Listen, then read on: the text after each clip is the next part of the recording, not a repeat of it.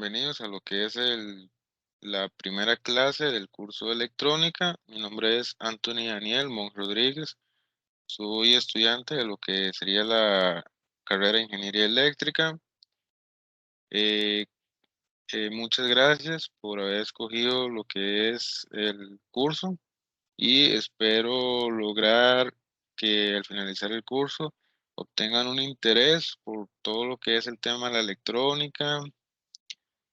Para mí fue uno de los cursos que me gustó bastante, y espero que al igual que a mí, a ustedes también les llame bastante la atención.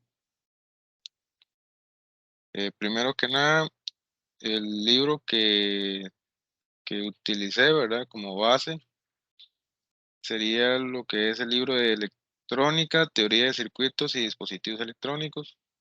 Por cualquier cosa, yo se los puedo pasar por el grupo de WhatsApp, el PDF, no hay ningún problema.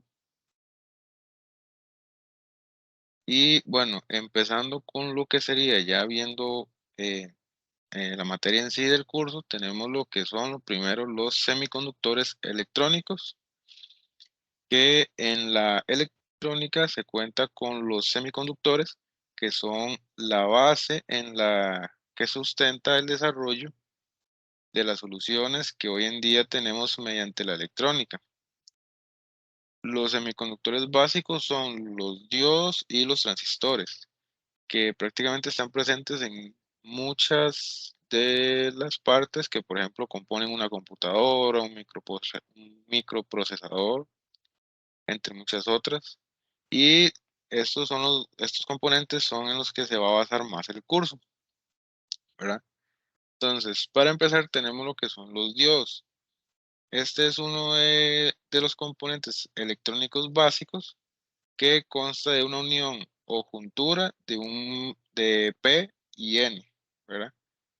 La parte izquierda, como podemos ver acá en la imagen, la parte izquierda P es la positiva y también se llama materia P y corresponde al ánodo A, ¿verdad? Al ánodo, que sería prácticamente como identificaríamos la parte positiva. Mientras que a la derecha tenemos el material N, que es la negativa, también llamado material N y corresponde al cátodo, ¿verdad? Que sería el negativo. La figura muestra el símbolo general de la estructura, ¿verdad? Prácticamente tenemos aquí también lo que es la región de empobrecimiento. Tenemos lo que es aquí, esto sería cómo se vería el símbolo del diodo, ¿verdad? Tenemos el ánodo, que es la parte positiva, el cátodo con su parte negativa. Tenemos lo que es una flechita que indica hacia qué dirección fluye la corriente y una barrera. Esta barrera lo que significaría, por ejemplo, es que el diodo solo permite el paso en una dirección, ¿verdad? De izquierda a derecha. No permite el flujo de derecha a izquierda. ¿Por qué? Porque tenemos esta misma barrita, ¿verdad?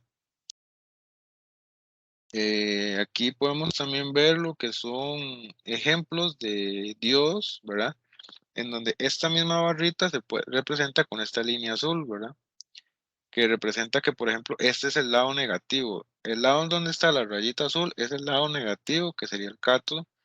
Y aquí tenemos lo que son diferentes tipos de diodos para diferentes tipos de corriente. Por ejemplo, este que es el más grande sería para una corriente bastante alta. Y conforme vamos bajando en la imagen, vamos obteniendo lo que son diodos para corrientes más pequeñas. Tenemos lo que son en un resumen, ¿verdad? De la obtención del material N y material P, sería que en la fabricación de un diodo se deben generar dos tipos de materiales, que son el N y el P. El P, aquí en resumidas cuentas, sufre un dopado, ¿verdad? Provocando una contaminación de un elemento llamado galio, como vemos acá, sobre el elemento de silicio, con faltante de electrones en su estructura atómica, lo que produce la aparición de huecos, como es los huecos que vemos acá.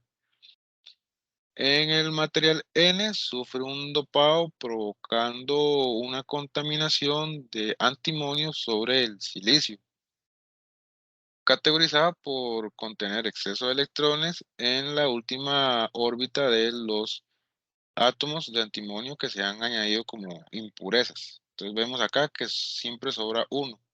Entonces de esta forma es que llegamos a realizar la complementación y el armado de un diodo. Entonces, por ejemplo, sin polarización, ¿verdad? Que significaría de que un diodo no está conectado a ninguna fuente, ya sea batería o una fuente regulada. Tenemos lo que es su diseño, bueno, un diagrama acá, ¿verdad? En donde tenemos la región de agotamiento, disculpen ahí, equivoqué en el nombre, es la región de agotamiento, en donde vemos que sería, que vemos acá, ¿verdad? Dos columnas para el lado negativo y dos columnas para el lado positivo, en el material P, en el material N. Y bueno, ¿qué significa esto? Que el diodo tiene, por ejemplo, aquí en el lado P vemos que hay más huecos, que los huecos serían como estas partes de los más, ¿verdad? Más, más huecos que electrones, y en el lado N tenemos más electrones que huecos, ¿verdad? Como nos indicaban anteriormente. Ahora vamos a ver lo que sería un análisis del diodo en corriente directa. El diodo podría conectarse de dos formas. Respecto a la fuente de corriente directa, ¿verdad? Que sería CD, y que dan lugar a dos tipos de polarización, que serían polarización inversa y directa. Que, por ejemplo, en la polarización inversa tenemos lo que es cuando el cátodo, ¿verdad? O el negativo del diodo se une al positivo de la fuente, ¿verdad? Que puede ser una batería incluso. Y lo que tenemos entonces es un interruptor abierto, ¿verdad? Entonces, si uno lo conecta al revés o en polarización inversa, lo que te tiene es un interruptor abierto por el cual no fluye corriente. ¿Eso por qué? Porque él solo permite el flujo en una sola dirección. Vemos que la dirección acá está chocando con la barrera, por lo tanto va a actuar de esa manera. Y ya si el voltaje en inversa es muy grande y ocurre una ruptura y empieza a fluir corriente, se podría tomar como que ya el diodo fue dañado, ya no serviría. Entonces, no va a permitir el flujo, pero si uno, por ejemplo, comenzara a medir aquí con un multímetro o alguna herramienta de medición y ve que en esta zona estamos recibiendo voltaje, corriente, ¿eso qué significa? Que ya el diodo se habría dañado prácticamente y ya no funcionaría porque ya no estaría cumpliendo con su función principal. ¿Qué ocurre al interno de la polarización inversa? Vemos que, por ejemplo, pasamos de, en la región de empobrecimiento, pasamos de haber tenido dos hileras, ¿verdad? Dos columnas de negativo y positivo, a prácticamente tener tres de negativo y tres de positivo. ¿Y qué va a pasar? Conforme siga pasando corriente, van a ir aumentando hasta el punto en que el diodo se va a dañar y por consiguiente va a pasar a fluir la corriente, indicando que el diodo ya fue prácticamente destruido, fue dañado. En la parte de polarización directa tenemos el otro caso, que es cuando el ánodo, o sea, su lado positivo, se conecta con el positivo de la fuente, como debería de ser. Entonces, el diodo se comporta como interruptor cerrado y permite el paso de la corriente tal y como se muestra en la animación, ¿verdad? En la imagen que tenemos acá. También hay que tener algo en cuenta que no es del todo cierto de que se comporta como un interruptor cerrado, ¿verdad? Primero tiene que, por ejemplo, la fuente tiene que dar suficiente voltaje como para que permita el flujo. Y tal vez se pregunten, ¿cuál es ese voltaje? Bueno, serían lo que vemos aquí, que son 0,7 voltios. Es un voltaje relativamente pequeño. Entonces, es como por decirlo así, un ejemplo sería como cuando vemos un peaje, ¿verdad? Entonces vamos en carretera, vemos un peaje y hay que pagar para que ya nos permita seguir circulando. Es lo mismo acá, podemos ver, digámosle que este 0,7 es lo que la fuente tiene que pagar, por así decirlo, para que el flujo continúe su camino y llegar a lo que sería una resistencia, ¿verdad? Que esa sería como la forma más sencilla de verlo.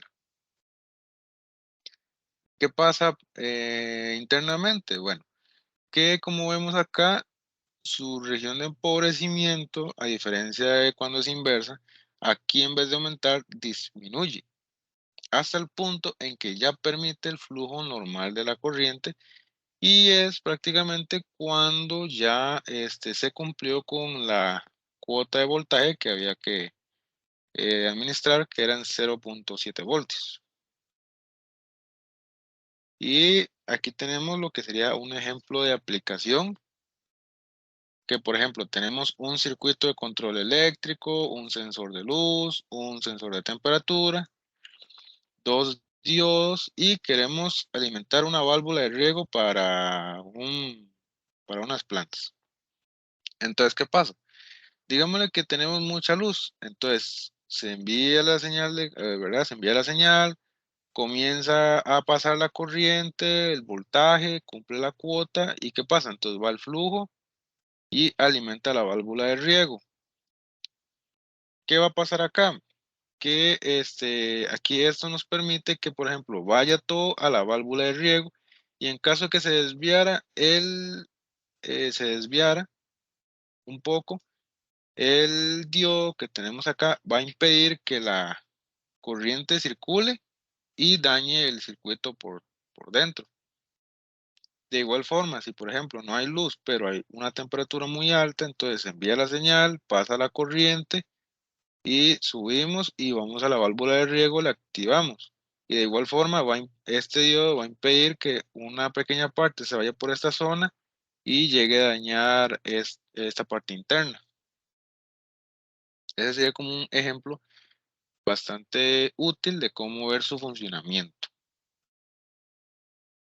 Luego tenemos lo que es estas fórmulas, ¿verdad? Para la polarización indirecta e inversa. Esto sería como una parte nada más como para mencionar que, ¿verdad? Sobre las fórmulas de cómo obtener lo que sería la corriente del diodo, la corriente que pasa por el diodo, que sería con una fórmula de IS, ¿verdad? Que sería la corriente de saturación inversa. Esto vendría en una hoja de datos del diodo, que es prácticamente donde viene toda la información del diodo.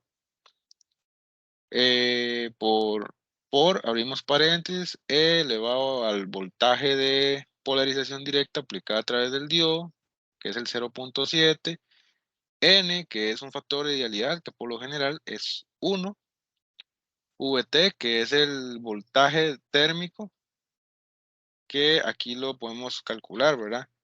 En la fórmula del voltaje térmico podemos ver que tenemos K, que es la constante de Boltzmann, que siempre va a ser esta cantidad.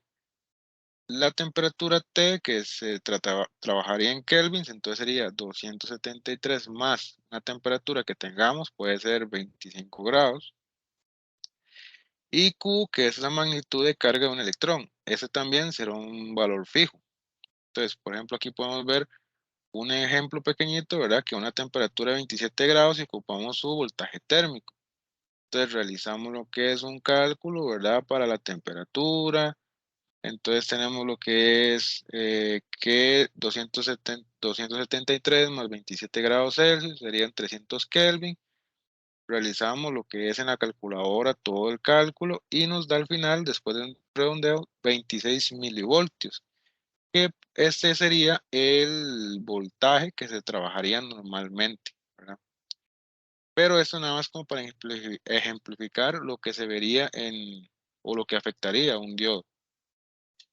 Por último, ¿verdad? Para lo que sería complementar la clase 1, tenemos estos videos, ¿verdad? Que tenemos aquí el canal, el nombre del video, para que lo puedan revisar. Y bueno, eso sería todo por la clase de hoy y les agradezco mucho su atención.